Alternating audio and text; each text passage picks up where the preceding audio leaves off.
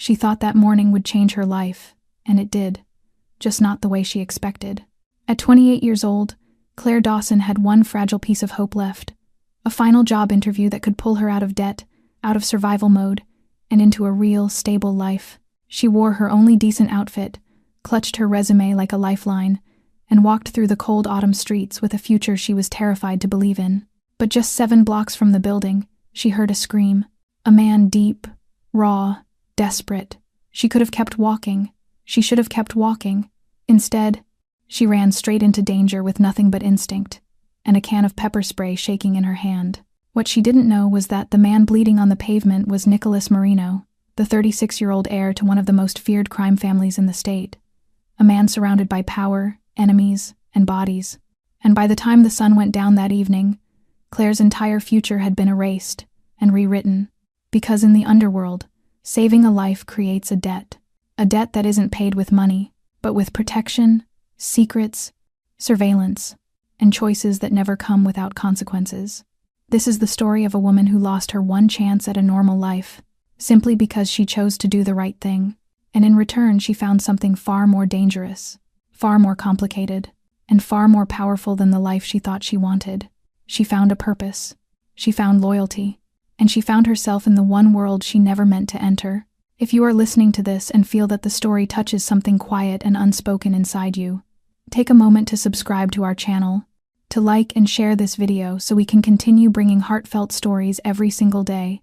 And if it is not too much to ask, tell me where you are watching from and leave a comment below so we know which corner of the world this story has reached, because we treasure every word you share with us. Claire arrived when the interview had already been underway for 15 minutes. She stood in front of the towering glass building, her hands still trembling slightly from the aftershock of what had just happened in the dark alley, her heart pounding not only from running but from the haunting image of the blood-soaked man that refused to leave her mind. She drew in a deep breath and forced herself to step inside as if nothing had happened, as if her life were still neatly contained in the resume folder pressed against her chest. But the moment she reached the reception desk, the receptionist's expression shifted instantly from neutral to cool. "Miss Dawson, right." The voice was light but final.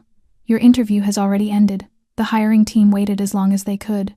Claire tried to explain that she had been caught in an emergency, that someone had been hurt, that she could not simply walk away. But inside the polished professionalism of that building, her words sounded more like a clumsy excuse than a truth worthy of compassion. The human resources manager stepped out, polite yet distant, and said they were sorry but the opportunity had been given to another candidate, because being late showed a lack of commitment and responsibility. In just a few short sentences, the last door Claire had clung to for months was officially closed.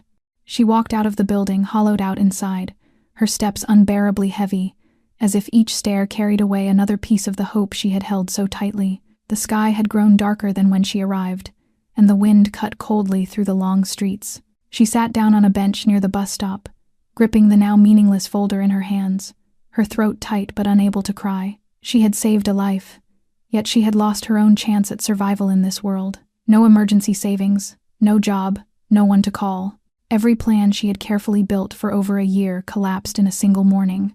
By evening, when she returned to the narrow rented room on the west side of the city, Claire finally felt the full weight of failure.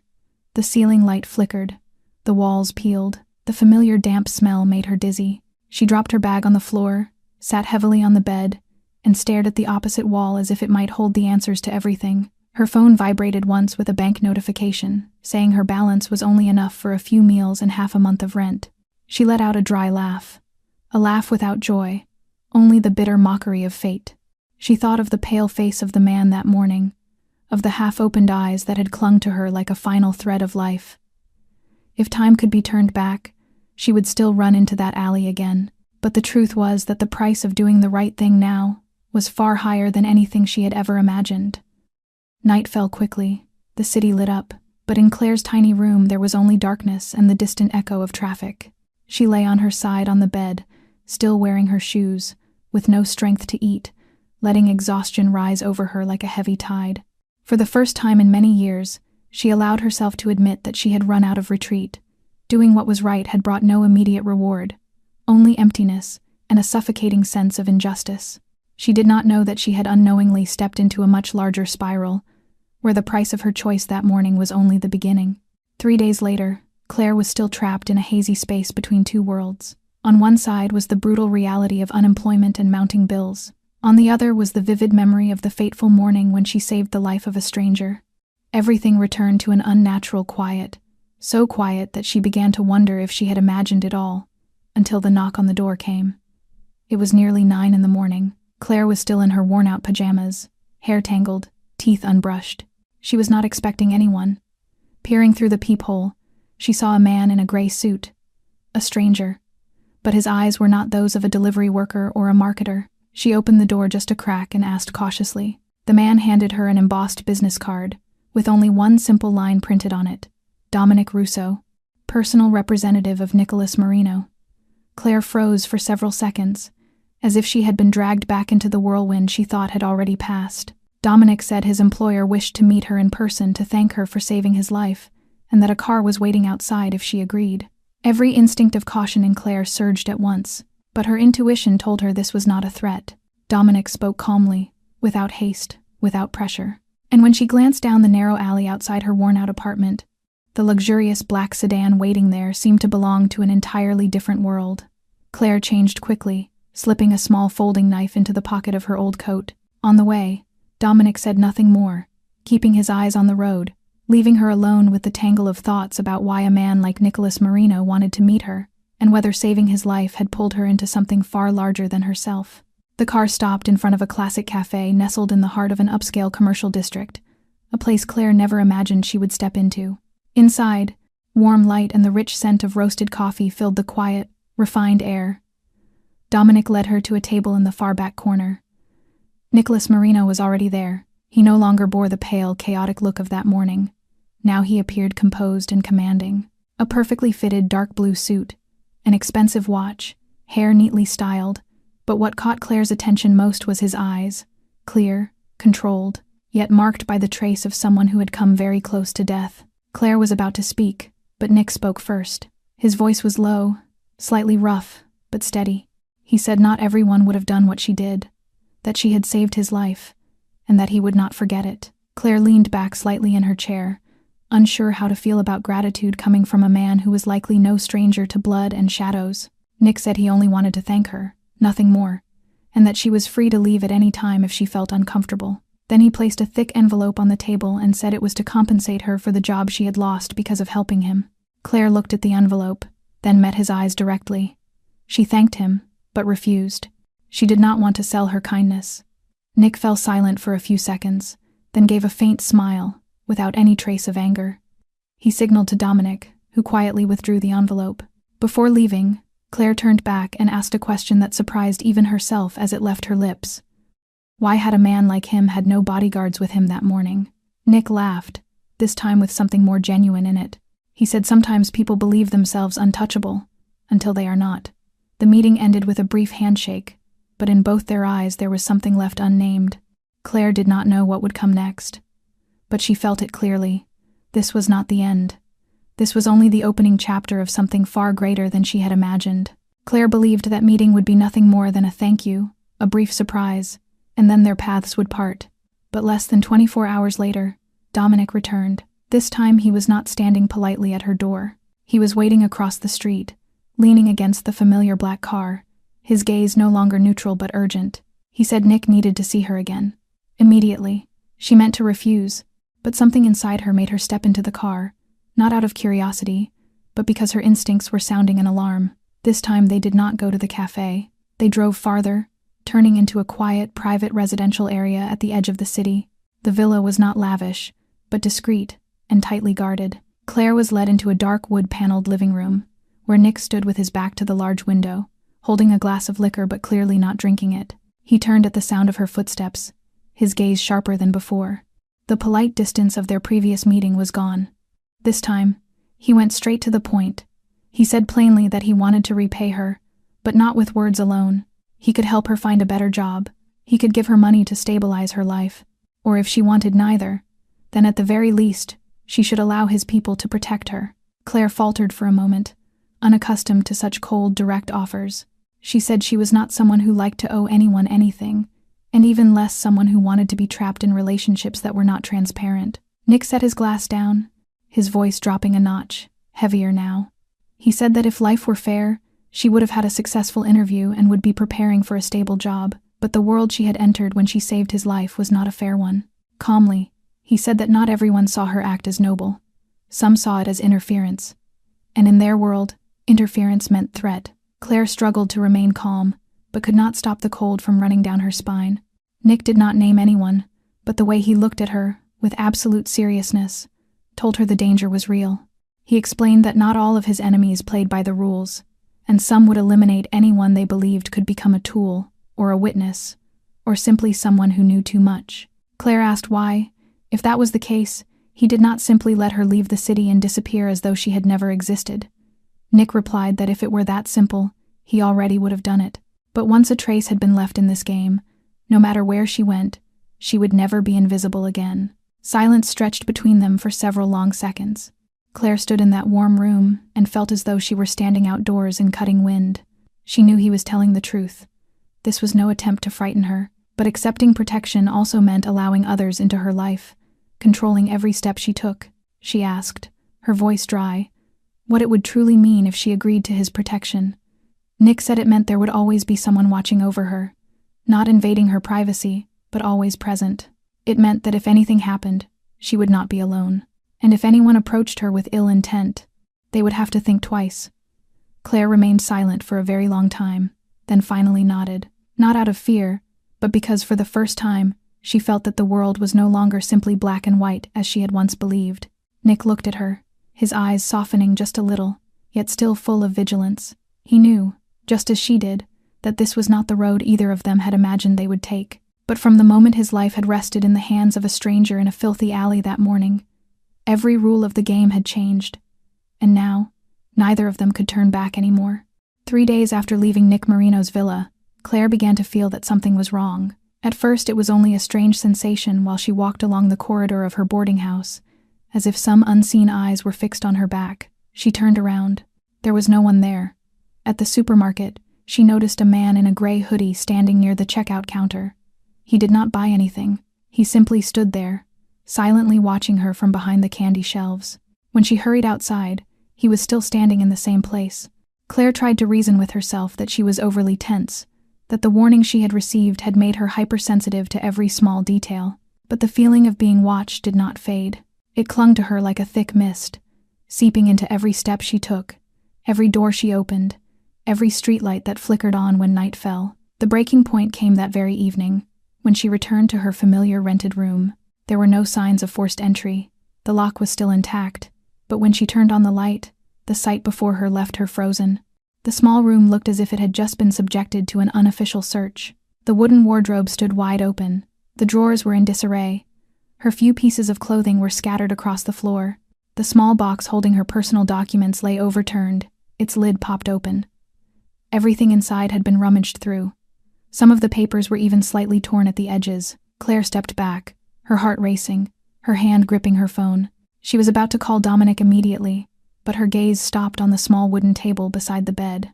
On it lay a piece of paper, placed neatly, as if someone wanted to be certain she would see it. A plain white sheet, messy handwriting in black marker, only one short line. "You should have kept going." Claire stood motionless.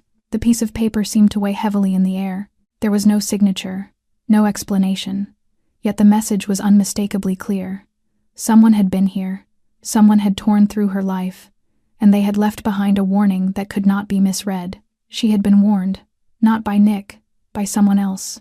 Someone who was watching her, someone who wanted her gone. She slowly backed toward the door, locking it with trembling hands, then called Dominic. He answered after the first ring. His voice was not surprised. It only grew lower. Claire managed to say only that someone had been in her room before Dominic told her she could not stay there another minute. 15 minutes later, a different car arrived to pick her up.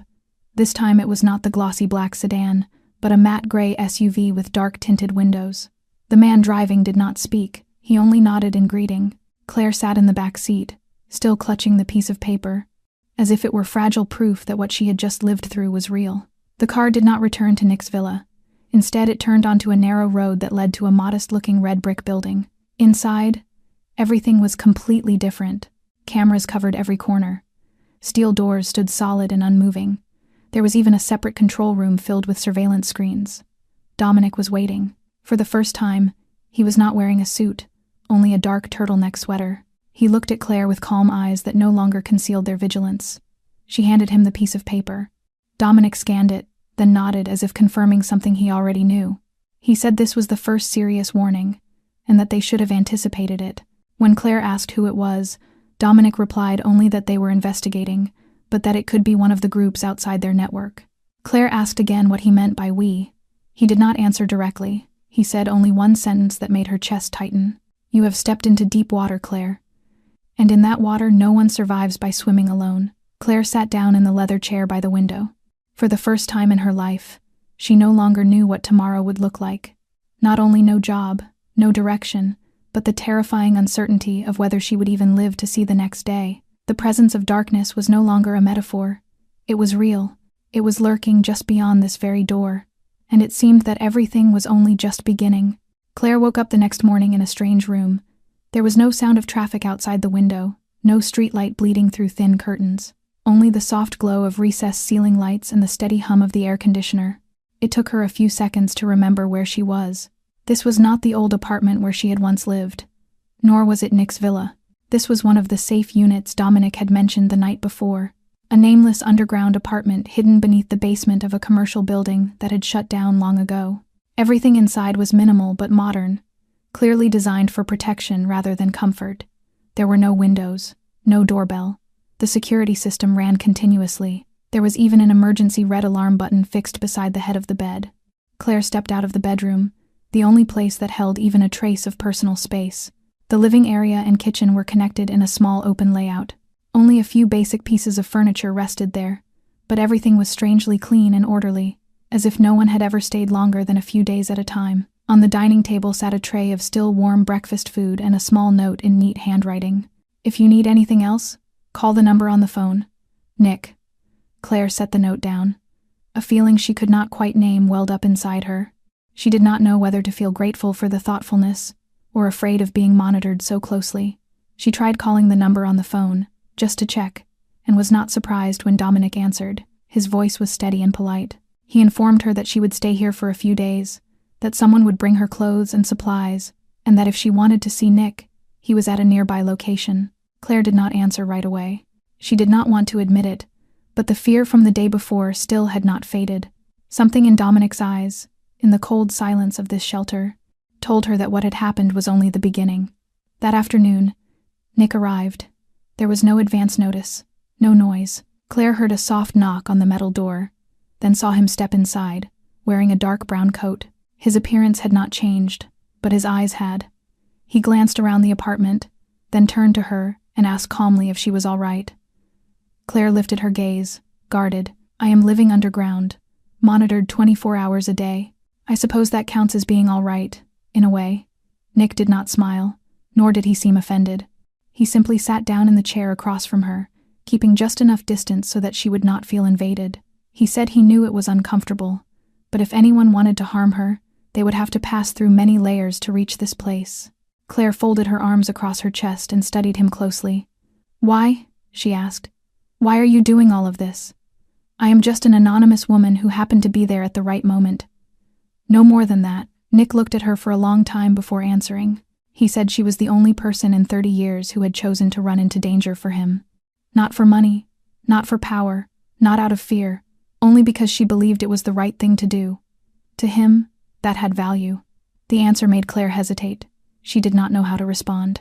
For the first time, his words did not sound calculating. There was something sincere in his voice, almost bare. They sat in silence for a while. There was still distance between them, but the cold tension had softened.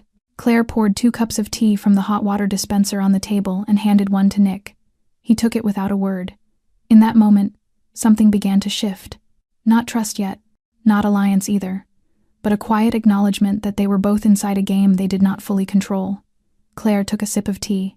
It tasted slightly bitter. She was still not sure whether this place was truly a refuge or merely a prison wrapped in polished walls, but at least, in this moment, she was no longer alone.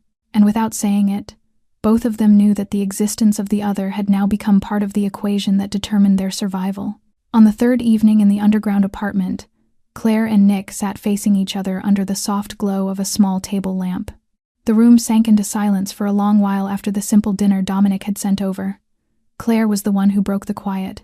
She set her teacup down, her eyes fixed steadily on Nick as she asked in a calm but resolute voice why he had said this was not only about gratitude and what it was truly about. Nick lifted his head and looked at her for a moment, then nodded slowly as if he had been ready for that question. He leaned back, his hands clasped together on his lap, and began to speak without circling around the truth. He said that in his world, where the law was only a thin coat of paint, there were unspoken rules stronger than any official statute. One of them was the debt of blood, a bond not written on paper but sealed with life itself.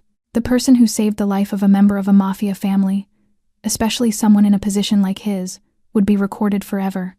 No one was allowed to harm that person. No one was allowed to abandon that person. Claire frowned as she listened and said it sounded as though she had been tied to something she had never agreed to. Nick nodded without denying it. He said that she had not chosen this, just as he had not chosen to be stabbed in broad daylight. Everything that happened carried consequences. And in his culture, life was the greatest debt of all. When she saved him, she had not only saved a man, she had unknowingly created a bond that neither of them could easily undo. Claire folded her arms, her gaze sharp. And what was she supposed to do now? Owe him for the rest of her life? Become someone indebted to the Mafia? Nick shook his head. Not indebted, he said. But now she existed within a system she had never known about before, and could not step out of without leaving consequences behind. If he allowed her complete freedom, it would mean leaving her alone when those who hated him came looking. She could become a target simply for having once brushed against his life. Claire fell silent for a long time. Nick's words did not sound like a threat, yet each sentence was a truth she was forced to face. She thought of the piece of paper with the words "you should have kept going," the cold stare of the stranger in the supermarket, the ransacked room of her boarding house. It was not imagination. It was not paranoia. She had been pulled in, whether she wanted it or not. Nick continued, his voice low and even, as though he were speaking of family tradition rather than a blood-soaked rule. He said that in his family, if someone saved the life of a person bearing the Merino blood, then ever since his great-grandfather's time there had been an unwritten law. That person would be protected for life, no matter who they were. But at the same time, they could never simply disappear. They became part of the network, whether on the edge or at the center. Claire let out a faint, humorless laugh and asked what she was then. A debt of honor, a temporary asset. Nick did not grow angry. He tilted his head slightly and looked at her. He said she was the only one who had chosen not to turn away. In this world, that was both a gift and a burden. He had no intention of controlling her, but he also could not look away while her name was being marked. Claire drew in a deep breath, struggling to stay calm. She did not want to believe that her life had veered onto this path because of a single humane act that lasted barely 10 seconds that morning. But the truth was that from that moment on, everything had changed, and now she stood before a nameless choice: to remain beneath the protection and the watchful eyes of a dark world, or to step away from it and face a danger that might never allow her to see the light again. Either way, she was no longer Claire Dawson as she had once been. Claire gradually realized that this underground apartment was not a refuge, but a velvet-lined cage. Everything inside it was clean, convenient, and controlled with perfect precision, yet it was that very perfection that made her feel suffocated. She could not open a window, because there were no windows. She could not go anywhere without an escort. Even the simple wish to go for a run to release stress became a security issue. Every step she took, every room she entered, was watched by cameras. Claire knew it. Even though Dominic never said it outright, the way his eyes slid over the small devices fixed into the walls, the way the furniture was arranged so that no angle could escape view, all told her that privacy here was a luxury. Even when she slept, she could not be certain whether she was being observed or not. Safety, even if it was real, brought with it a cold loneliness that Claire had never known before. She was used to living alone, but being alone while free was completely different from being alone while under surveillance. Each time she lifted her phone to call her former foster mother or a friend from her contact list, she stopped, thinking of the possibility that someone might be listening, not because she had anything to hide, but because she did not want anyone else to be dragged into this strange world. She began to stay up later, not from fear, but because she felt that if she surrendered to sleep, she would lose another small fragment of the last control she still possessed. In the mornings, she stood silently in the narrow kitchen, cradling a cup of coffee, staring at the blank white wall, as if trying to look through it in search of a path back to her former life. But there was no path. Claire began to feel as if she were vanishing from herself. Her name no longer appeared in job applications. She had no social media activity. No one called to check on her. It was as though she had died on paper, leaving behind only the form of a woman hidden deep underground, guarded like a dangerous asset.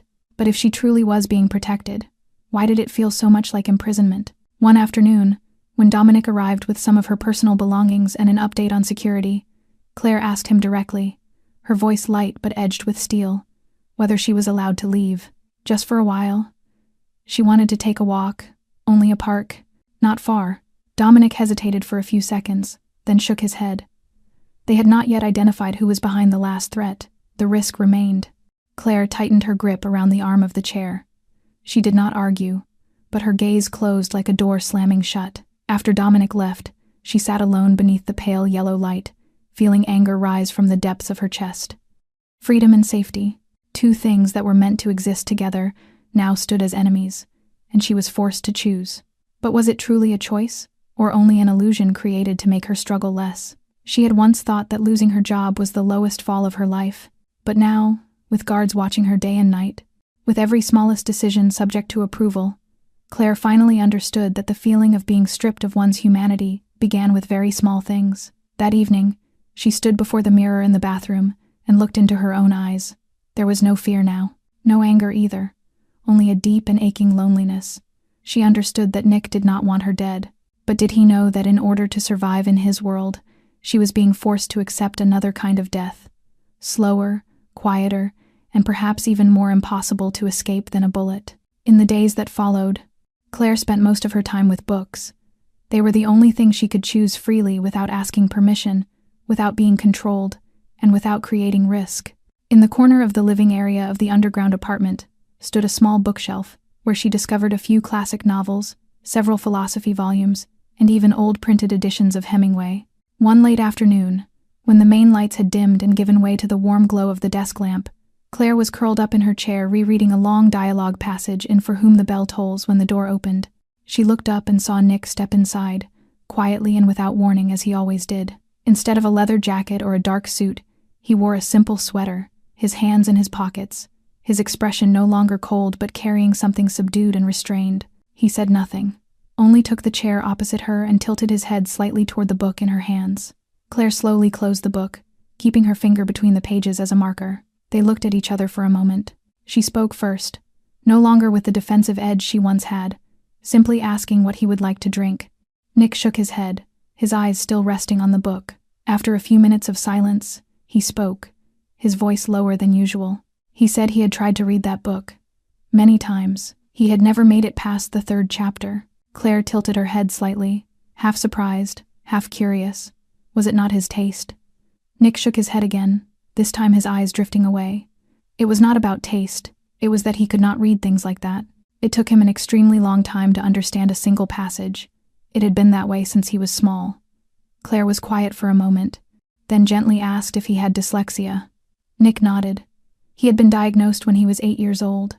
Teachers and tutors had all tried to help, but when people started telling a 10-year-old boy that he would never be good enough for college, he learned how to hide it. Claire felt something soften inside her. For the first time, she saw another side of the man she had always thought of as sharp and powerful. A child once rejected by the very standard society used to define worth, the ability to read with ease. She opened the book again, flipping to a passage she knew would not be easy for someone with language difficulties. She told him she would try to read it aloud instead, slowly, if he wanted. Nick did not speak, but the way he leaned just slightly toward her was enough for Claire to understand that it was a yes. She began to read, her voice gentle and steady, keeping the slowest pace she could manage. Whenever she reached a long sentence or a difficult word, she paused, explaining it briefly the way she once had with older students at the community center. Nick said very little, only listened, sometimes frowning, sometimes nodding, as though he were reorganizing the meaning inside his own mind. After 15 minutes, Claire closed the book. She asked if he understood. Nick looked at her, his gaze as serious as ever, but with something small and fragile shimmering beneath it. He said he did. For the first time in his life, he did not feel stupid reading something like that. Claire smiled softly, not in mockery, but with understanding and relief. She told him he had never been stupid. He had only needed someone with the right kind of patience. They sat together for a few more minutes in silence. No one said it aloud, but something between them had changed. No longer rescuer and the rescued. No longer the powerful man and the protected woman. Only two human beings, each carrying their own wounds, beginning to see one another in a different light. Claire did not know where this would lead, but she knew that in that brief moment, she no longer felt entirely isolated, and perhaps Nick no longer did either. The next morning, when Claire stepped into the small kitchen of the underground apartment, she found Nick standing alone at the coffee counter. No Dominic, no guards. The quiet was strange in its stillness. He wore a rolled-sleeve shirt, his hair slightly tousled, looking no different from an ordinary man preparing for an ordinary day, if not for the faint scar on his wrist and the constant vigilance in his eyes. Claire approached, took a ceramic cup from the hanging rack, and poured herself some black coffee. Neither of them spoke for several minutes. Yet something in that silence was no longer as tense as before. She set her cup down on the table and suddenly asked, her voice light yet firm, whether he would like her to help him learn to read properly, in a structured way. Nick froze, his coffee cup suspended in midair, his eyebrows tightening slightly as he looked at her. He asked if she meant as a tutor. Claire nodded, not in a heavy academic way, just reading, comprehension, reaction, the way she had once done at the community education center, with older adults or with people who had never been given the chance to learn properly. Nick set his cup down, the sound sharp against the saucer. There is always a transaction, Claire. This morning, I bought your debt from the bank, every cent of your student loans, your credit cards. You don't owe them anymore. You owe me. Claire stood up, shock and anger flashing in her eyes. I didn't ask you to— I know, Nick interrupted calmly, but my enemies would have used that debt to get to you. I removed the leverage. He leaned forward, his gaze intense. But I don't give charity. You want to pay me back? Then teach me. That is the deal. Your time for your freedom. Claire looked at him, feeling the weight of his words. It was an offer she couldn't refuse, not if she wanted to survive with her dignity intact. She finally nodded. She was doing it not just to pay a debt, but because she knew what it felt like to be looked at as helpless, and no one deserved to carry that feeling for a lifetime. Her words left Nick completely silent. He set his cup down, then took the chair opposite her. The coldness was gone. So was the defensiveness. Only a serious attention remained. He said that he was not good at asking for help.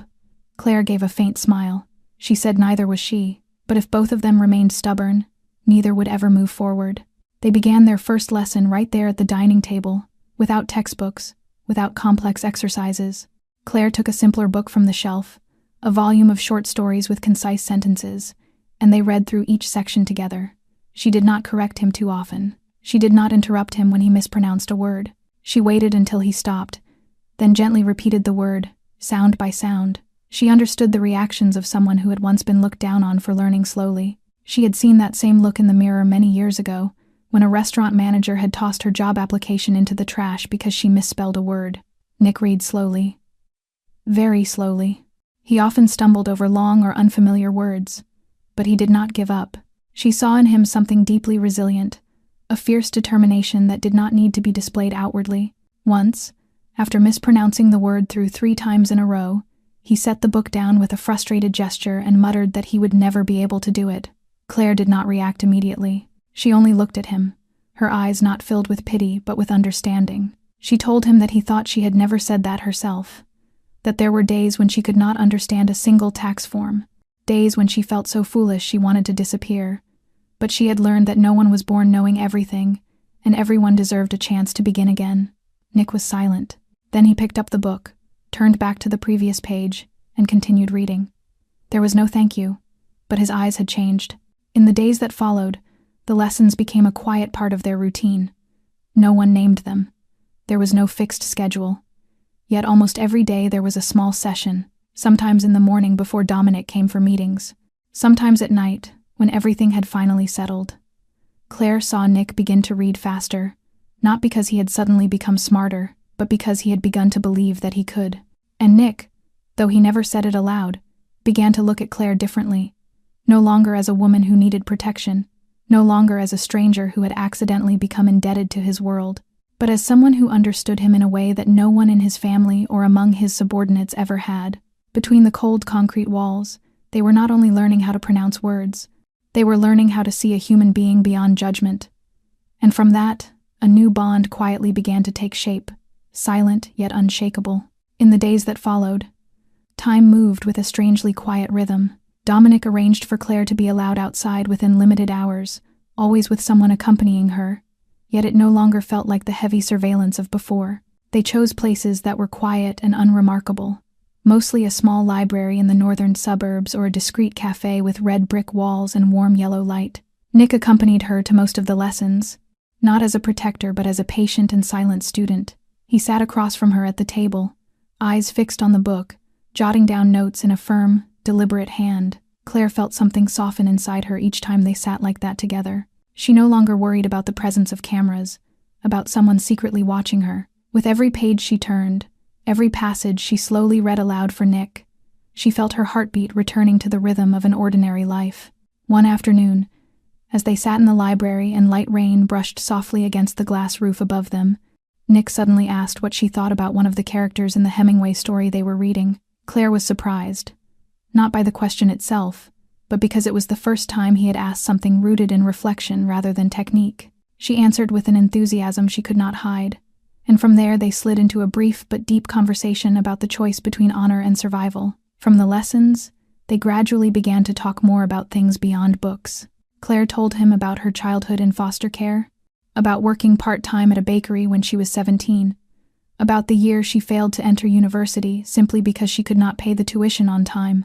Nick listened in silence, occasionally nodding or offering a short reply, but his gaze never wandered. Once, when she said that she had once believed she would never have the chance to do anything meaningful, Nick looked at her and said, calmly but with unshakable certainty, that without her he would likely be lying under cold ground by now. The lessons became a quiet habit. The small cafe they often visited grew familiar to the staff, who never asked questions about Nick, or about the two bodyguards who always sat several tables away. They understood discretion and kept silent, and Claire began to feel that place become a real part of her life. She wore her old wool coat, tied her hair neatly, carried a notebook always filled with blue ink. She became again the woman she had once hoped to be, someone with purpose, with responsibility, with someone waiting for her simply to read a few passages together and share a piece of the world. She knew this calm could not last forever. She was not naive. Nick's world was not a place where quiet could linger too long without consequence. Yet in those weeks, as autumn slipped into early winter, as morning frost began to blur, the cafe windows and coats grew thicker each week, Claire allowed herself to believe that some form of normal was real. And if she could not call this freedom, then at least it was a pause, a breath. No one told the other that they were changing, but Claire began to sleep more soundly, and Nick, while still guarded and restrained, began to look toward the door less often each time someone entered. In that stillness, between two people who had once believed they had nothing left to lose, something delicate and genuine began to glow, like the first light of an ordinary day they had never dared to imagine. That morning the rain fell lightly, tiny droplets gathering on the glass of the familiar cafe where Claire and Nick often went. The warmth inside stood in stark contrast to the cold of the street outside. Claire sat on the far side of the table, moving her steaming cup of coffee aside to make room for the new book they had just begun. Nick arrived a few minutes late, stepping in with his dark coat damp with rain, his eyes, as always, sweeping the room once before settling on her. Claire smiled. He nodded in return. The lesson unfolded as it always did. They read, paused at difficult passages, and worked through meaning together. Neither of them noticed the man who entered midway through and sat alone near the door, half hidden by a tall plant. Not until Claire stood to retrieve some napkins, and the man suddenly approached her. He was tall, wearing a leather jacket, his face unremarkable, yet something in his eyes made Claire halt when they met. Not familiarity, but a strange, deliberate awareness, as if he had known her for a long time. He did not smile, he did not shout. He spoke softly, only for her to hear, his voice even and cold as steel. He asked if she was Claire Dawson, the one who had saved the Merino boy. Claire stood still, her breathing slowed, the napkin still in her hand. She did not answer, but her eyes gave her away. The man's mouth tilted slightly. There was no hurry in him. He said he had only come to deliver a message from the Varga family. Tell Merino that saving a life doesn't cancel a debt. It just transfers it. He leaned in closer, his eyes lifeless. You're the collateral now, Claire. If he doesn't step down from the waterfront deal within 24 hours, the next time we meet won't be for a chat." Then he walked away as lightly as if he had only stopped to ask for the time. Nick was already on his feet, moving quickly to her side. He did not need to ask. One look at Claire's face was enough. She held herself steady as she told him what had been said. Nick's face darkened, not with surprise but with confirmation of what he had long feared. Claire was no longer an outsider in the eyes of his enemies. He called Dominic immediately, his voice short and sharp. Within minutes, 2 unfamiliar men entered the cafe without a word, nodded once to Nick, and signaled for Claire to come with them. She started to protest, but Nick caught her hand. For the first time, concern broke openly through his restraint. He told her this was not an empty threat. They had seen her face. And if she still wanted to live freely, she had to understand that freedom now came with risk. Claire said nothing. She only nodded. It felt as if the ground beneath her feet had shifted.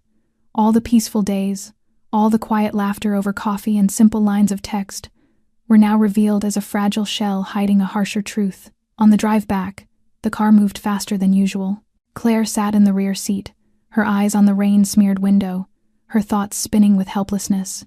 For the first time in many weeks, real fear found her. Not because of the warning, but because her name had now entered a story with no exit.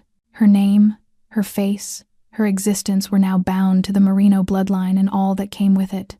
Nick did not turn to look at her, but his voice lowered when he spoke, as if confessing something he had never wanted to admit.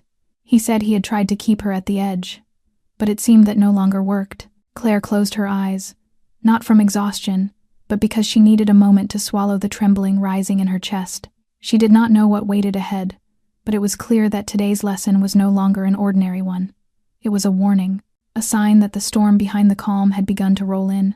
That afternoon, Claire stepped into the cafe as usual, but this time she could feel the tension thick in the watching eyes around her. As she settled at the familiar table, a group of young men appeared, carrying with them an air of aggression and excessive confidence. Before, she had retreated, endured, left without a word. This time, an unexpected force rose within her. She straightened, met the challenge in the leader's eyes, her voice firm and steady. She told them to leave her alone. She had done nothing wrong to them. Silence fell for a brief instant, but the tension did not ease. One of them scoffed and stepped closer, his voice mocking. He asked who she thought she was to lecture him. Claire shrugged, her eyes burning with resolve. She said she was someone who had survived far worse than their threats, and that she was not afraid of them. Her words startled not only the group but also drew the attention of a few patrons nearby. Another of the young men stepped forward with a taunt, but under the steadiness of Claire's gaze he faltered. She did not retreat. She drew a deep breath and took another step forward. She said she did not want to fight, but if they continued to harass her, she would do whatever was necessary to protect herself. From the corner of the cafe, Nick watched every movement. He had never seen her like this. So strong, so unyielding, daring to stand her ground instead of running. A flicker of surprise and admiration crossed his eyes. The group exchanged glances. The threat in the air shifted into caution. One of them drew out a phone as if to record or call for reinforcements, but Claire did not waver. After several tense moments, the leader withdrew in frustration and said this time they would let it pass, but they would not forget. They left, yet the weight of what remained lingered. Claire sat back down, her hands trembling slightly, her heart racing. Yet inside her a surge of victory rose. She had stood up for the first time. She had neither fled nor bowed. That courage had not only driven away her harassers but had awakened a sense of inner power she had never felt before. Nick came to her side, his voice low with undisguised respect. He said he had not thought she would do that she had stood up. Claire gave a tired but proud smile and said she could not keep running forever. If she wanted to live, she had to learn to stand for herself. Nick sat beside her without another word, but the slight nod and the steady focus in his eyes told her that what she had done had changed how he saw her. For the first time, Claire understood that strength did not always come from weapons or authority. Sometimes it simply came from daring to face fear and hold one's ground.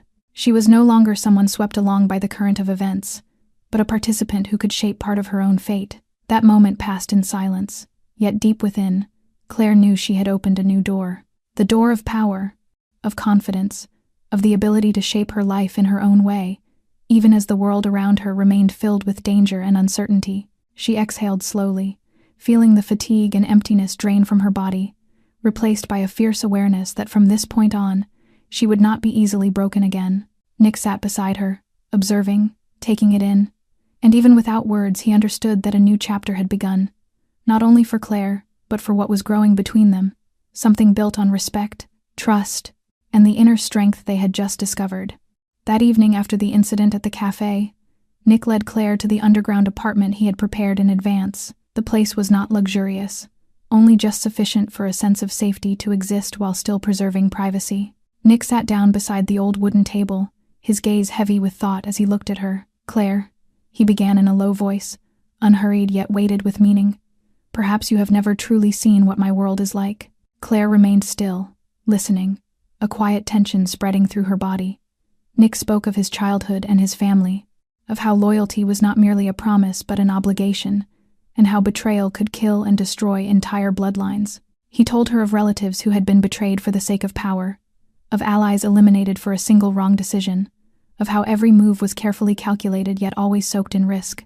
Claire watched him and realized she was seeing a different image of Nick now, not the cold and commanding man she had known before, but someone carrying immense responsibility and deep unseen wounds. He exhaled slowly and said that he had lived his entire life between loyalty and betrayal, that learning to trust was painfully difficult. "But today, Claire, you stood up. You did not run. You did not bow before threats. And that is what makes me begin to trust you." Claire was surprised, not by the praise itself, but by the feeling, for the first time, of having her strength taken seriously. Nick went on to speak of people he had encountered in his life, those who swore loyalty only to betray him in a heartbeat, and of the lessons he had learned from them. Never judge by appearances, but never forget the warning signs either. Claire saw in his eyes both caution and respect, something she had never truly received from anyone before. He looked deeply into her eyes, his voice softer now, carrying a rare trace of emotion. "I believe you can stand in this world without leaning on anyone, yet be wise enough to know when to be careful. That is rare." Claire drew a deep breath, feeling the weight and pressure within her ease, replaced by a warmth she could not fully explain. A trust beginning to take shape between two people from entirely different worlds. In that brief silence, she realized that not only was she learning to trust herself, but Nick was also learning how to open himself to another person. He spoke of how he had always doubted every relationship, how he controlled information and the actions of those around him to keep himself and his family safe. But Claire, through her courage and resolve that day, had forced him to reconsider that rigid belief. He ended by admitting that for the first time in many years, he felt he could place genuine trust in someone, not because of power or strategy, but simply because of the honesty and bravery in her actions. Claire looked at Nick and felt a subtle yet powerful connection form between them, one built on trust, respect, and the understanding that in a ruthless world, loyalty still held meaning, and sometimes all it took was one person brave enough to prove it. The moment passed in silence, yet both understood that what had just happened had laid the foundation for a new kind of relationship, one no longer built solely on benefit or power, but on understanding, respect, and genuine trust. The next morning, Claire met Nick at his underground office, where dim light filtered through an old window and cast long shadows across the concrete floor. She stood straight, her voice firm, her eyes unwavering. "Nick, I know you want to help, but I do not want to live under control or depend on your family. I need my own apartment, the right to decide my own life, and protection, but without taking part in your work or your family's world." Nick studied her in silence for several seconds, as if weighing every word, every intention. He drew in a slow breath and replied in a low voice that he understood. She did not want to be bound. She wanted independence but still needed safety, and he could arrange that. Claire felt her heartbeat quicken, but she did not falter. She knew this was a decisive step, the first time she was truly standing up to claim ownership over her life, and not many people dared to do that before Nick Marino. Nick instructed an assistant to prepare the legal documents, clearly laying out the terms of protection, privacy, and Claire's absolute independence. He said this was not only an agreement between the two of them, but also a safeguard to ensure she would not be drawn into the Mafia world or held accountable for anything connected to his family. When the documents were brought in, Claire took them and read each line carefully. Every clause was precise, but one paragraph stood out. It listed her officially as a private language consultant with a monthly salary that covered her living expenses and systematically deducted from the debt he had bought. It wasn't a gift, it was a job, a legitimate way to survive while keeping her dignity intact. Nick had found the only way to help her that she couldn't refuse. Nick committed to maintaining distance in her personal life. Claire signed each page, feeling as though every stroke of the pen engraved her resolve and the freedom she was claiming. Nick signed beneath her name, sealing his promise to protect her and respect her decision. The moment the pen left his hand, Claire felt a gentle wave pass through her, as though for the first time in many weeks she could truly breathe without fear of excessive surveillance or unwanted control. Nick observed her with a gaze that carried both respect and caution. He said he knew she could take care of herself, but he wanted to be certain she was always safe. If any threat arose, she would be warned and protected immediately. Every other choice would remain hers. Claire nodded, feeling relief but also recognizing the weight that freedom carried. She had reclaimed control over her life, and now she would also bear responsibility for the choices ahead. Nick offered a rare and sincere smile and told her that she had proven herself worthy of this independence. He would keep his promise to protect her, but he would not interfere in her life unless it was truly necessary. Claire exhaled, her shoulders easing for the first time, feeling a fragile balance settle between power and freedom. She stepped out of the office carrying the keys to her new apartment, the agreement papers, and the sense that this was not merely a move of residence, but a declaration of self, a declaration that she could live independently, safely, and still retain the right to choose her own path. Even as the world remained dangerous and unseen forces continued to lurk, Claire knew she now had the means to protect herself, a safeguard from Nick that did not trespass upon her autonomy. The apartment was small but warm, the security measures firm yet not suffocating, and most importantly, for the first time in many weeks, Claire felt fully in command of her destiny, ready to face whatever lay ahead without running or leaning on anyone else. Claire began her first teaching sessions at the Adult Education Center, and for the first time in many weeks, she felt she could breathe without constantly scanning every unfamiliar shadow. The classroom was small, the desks simple, natural light filtering through old windows to create a space that felt both welcoming and peaceful. She entered with a gentle smile, greeting each student, striving to create an atmosphere where learning could happen without judgment. The lessons unfolded as she explained each concept, guided the exercises, observed her students as they practiced, and encouraged them whenever they made mistakes, in the same way she had once wished someone would have believed in her when she was young. At the end of each day, she returned to her small apartment, prepared simple meals, tidied the space, and for the first time felt a sense of peace that belonged to her, at least in terms of time and physical safety. Yet that light of safety was only a fragile shell. When she went shopping or visited the library, Claire still noticed unfamiliar figures watching from a distance. Black cars appearing more than once on the street corners she passed, silent unknown calls filling her voicemail. The quiet of her apartment only created the illusion that she was completely safe. Each time she left the center, her heart leapt, her eyes never leaving the road ahead, alert to every movement around her, unease seeping into every step. In the afternoon, as she walked past the nearby park where elderly people and children played, she told herself that life could still be normal if she kept her distance and controlled her environment. But the darkness never fully withdrew. She still glimpsed strangers stopping to stare from afar, blurred shadows slipping across her windows as she cooked or read. She learned to balance between freedom and vigilance, between independence and the acceptance that she still needed certain measures of protection. The classroom became a refuge for her spirit, helping her restore faith in herself and in her ability to shape her life. Yet deep inside, Claire knew the outside world remained full of danger, and that every smile and every ordinary step could be shattered by forces she could not see.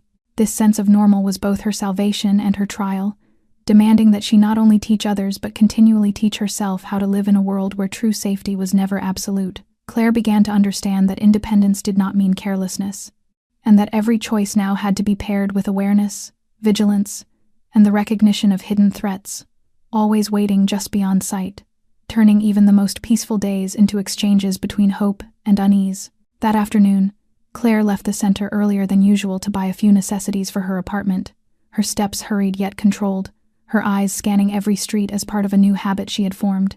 As she crossed a deserted intersection, an unnatural sound exploded behind her.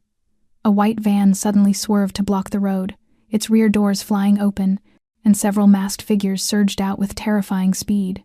Claire's heart leapt, her body tightening like a drawn wire. She hurriedly grabbed her pepper spray, but partly from fear and shock, it had only limited effect. One of the attackers lunged for her, dragging her toward the curb. Claire cried out in panic, her hands striking back blindly and weakly. In only a few breathless seconds, from the shadow of an alley across the street, Nick's security team appeared like phantoms, moving with brutal speed and precision, cutting off the attackers. Shouts erupted, bodies collided. The harsh ring of metal echoed through the narrow space, making Claire feel as though the world itself were shaking. One guard pulled her back behind the van while another struck the attacker with chilling accuracy, forcing them to halt and retreat. Claire felt a heavy impact as one assailant was thrown aside. She lost her footing. Her shoulder slammed against the edge of the vehicle and scraped open. Blood bloomed faintly across her blouse, not yet dangerous but real. Her heart thundered. Her breath came in ragged gasps. Yet she felt the force of protection closing around her, even as helplessness lingered in the grip of a life-or-death moment. The masked men scattered in panic, some fleeing into the dark alley, others subdued swiftly by the guards. The sound of frantic footsteps, broken cries, and the screech of the van's tires as it braked hard echoed through the empty street. Claire forced herself upright, her trembling hand wiping the blood from her shoulder. Her eyes stayed fixed on the last figures until she realized they were gone. Only the guards remained, sweeping the area to ensure it was secure. One approached her, his voice low and sharp with urgency as he asked whether she was badly hurt, whether she felt pain anywhere. Claire shook her head. Only light scrapes, yet her body still trembled with adrenaline. Fear and tension lingered, as though her pulse had not yet slowed. Another guard quickly phoned Nick to report the situation while the rest checked every exit to ensure no threat remained. Claire stood still, drawing deep breaths as she tried to steady herself, staring at the empty street and realizing that no matter how much she wanted to believe she could protect herself alone, the world beyond still held dangers she could not face by herself. A little later, a black car from Nick arrived and stopped slowly in front of her. A guard guided her inside and locked the door behind her. A temporary sense of safety sealed the space. In the quiet of the vehicle, Claire silently wiped away her tears. Fear and relief tangled together as she accepted a truth she could no longer ignore. Even with a life that felt nearly normal, the darkness of the past and hidden vendettas still followed every step she took. She needed protection, but she also needed to stay fully awake to survive. The car sped away from the scene, carrying Claire and the guards from the shattered intersection. The image burned itself into her memory as a reminder that freedom and safety had never walked easily side by side, and that sometimes hesitation or misplaced innocence could be paid for in blood, pain, and raw terror. After the attack, Nick summoned Claire to his office at the main villa, where golden light from crystal chandeliers reflected across the cold marble floors, creating an atmosphere that felt both dangerous and sovereign. He stood at the end of the hall, his gaze deep and his voice resonant. "Claire, I want you to move in here. Security will be complete. You will never be in danger again." Claire inhaled slowly, the weight of pressure settling across her shoulders, fully aware that refusal would not be easy. She looked around in silence at the family portraits and lavish decor, all radiating power, control, and confinement. "Nick, I appreciate the offer, but I do not want to live like a prisoner inside that safety. I need my own boundaries. I want independence, and I will not move into the villa," she said steadily, without bitterness. Nick frowned slightly, tension flickering in his eyes, but he listened. She continued that she was not refusing protection, but she wanted control over her own life. She wanted to decide where she lived, where she went, and what she did each day. She wanted freedom within the safety limits he set, but she refused to be completely bound to his world. Nick circled the desk, his voice low as he replied that he understood her desire for independence, but he could not allow any threat to reach her. There would be people who would not stop, people who had already searched for her more than once. Absolute safety did not exist if she stayed outside their control. Claire met his gaze without retreat. She said she understood the dangers and accepted the risks, but she would not trade away herself for perfect protection. She chose this path because it was true to who she was, not because she was afraid. Silence fell. Only the soft ticking of the clock filled the room. Nick frowned again, this time in deep consideration. He walked to the window, the late light cutting across his stern face. "The men who attacked you today, the Vargas, won't be coming back. I made sure of that an hour ago. The threat has been neutralized permanently." He turned back to her, his expression softening slightly. "Because the immediate war is over, I can agree to your terms. I respect your choice, but understand this.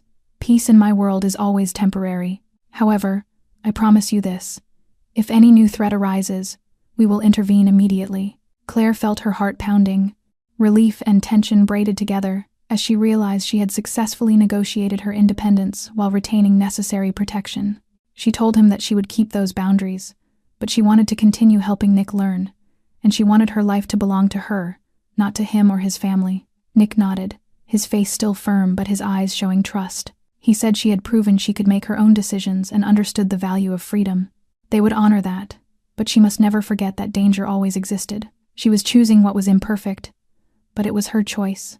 That, he said, was the difference between one who fled and one who survived. Claire exhaled, exhaustion and strength flowing through her at once.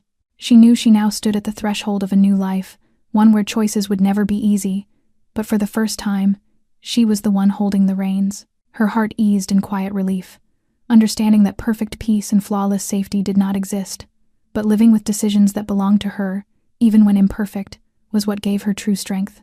She left the office knowing the life ahead was still full of danger, but this time she walked with steadiness, confidence in herself, and the readiness to face the world in a way only she could choose. Claire sat on the sofa in her own apartment, looking out through the window as the light of sunset gilded the towering buildings and the crowded street below. A feeling of both relief and emptiness moved quietly through her mind. She thought back to the fateful morning when she had missed the most important interview of her life, when she had let slip the chance to escape debt and a grinding existence in order to save Nicholas Marino, a stranger who had now become the center of a hidden part of her world. The disappointment over the lost job still ached within her, yet she could now see the larger picture. She had conditional freedom. She was living by her own decisions without being completely dependent on Nick's power or his family. Over the past weeks, as she taught and guided Nick through lessons in libraries and cafes, she had discovered a sense of self-worth that no one could take from her. Trust between her and Nick had slowly taken shape, not as the wealthy protecting the weak, but as a quiet recognition of her capability, her courage, and the integrity of her choices. Claire felt clearly that someone needed her, and that feeling was beyond anything else. Not love, not family attachment, but true presence, a relationship built on mutual respect and trust. She remembered the watchers and the dangers that shadowed her steps, and she realized that those dangers, rather than being only terror, had taught her the true value of choice and of control over her own life. Though she had lost the future she once imagined, she had built a new rhythm, imperfect yet real, one in which she directed her own steps, where every decision, small or great, belonged to her. She felt the difference between fleeing and living, between being dictated to and choosing for herself. For the first time in many years, she did not feel alone. In a world saturated with danger and power, Claire Dawson found her own place, her confidence, and a clear sense of purpose. As she looked down at the table where papers, books, and her phone lay neatly arranged, she knew the road ahead would be long, filled with trials and hard decisions. But now she had learned to face them in her own way. She offered a faint smile and drew a deep breath as stillness settled into every part of her body. She realized that she had lost certain things, but in return she had built what she had never believed she would possess: self-determination, trust in herself, and a sincere connection with someone who truly needed her. Claire stood and walked toward the window, gazing out at the restless city, and for the first time in many months, she saw that light was not only the sun spilling through glass but also the presence of hope inside her own soul. Loss and trial had shaped her, but it was her own decisions that had forged her strength and her path. She knew she would still face danger, hard choices, and imperfect outcomes, but now Claire was ready to move forward, carrying the freedom, the faith, and the purpose she had found in a world she had never wanted to enter, yet which had now become an inseparable part of her life. At dawn, Claire Dawson awoke in her small yet warm apartment, an unfamiliar sense of peace quietly slipping into every corner after many weeks of tension and fear. She prepared for her lesson with Nicholas Marino, which had now become a familiar part of her new rhythm of life, even though she had never wanted to enter that world in the beginning. She brewed a cup of hot coffee, sat down at the table by the window, and opened her notebook to review the day's lesson, feeling each ordinary minute as something rare and precious. When she arrived at the library, Nicholas was already waiting, his bag placed neatly beside him, his face brighter than she had ever seen before. They began the lesson as usual, exchanging ideas, explaining concepts, and laughing together when they stumbled over difficult questions. The sense of normalcy, simple yet deeply connected, allowed both of them to forget for a moment the dangers that had once surrounded them. In the middle of the lesson, Claire's phone vibrated. A message from Nicholas appeared on the screen. "I passed." Claire smiled, a surge of happiness and pride rising within her as she realized that her efforts had not only helped him, but had also brought meaning back into her own life. She drew in a slow breath and looked out through the library window, where sunlight streamed through the treetops, golden leaves drifting in the wind.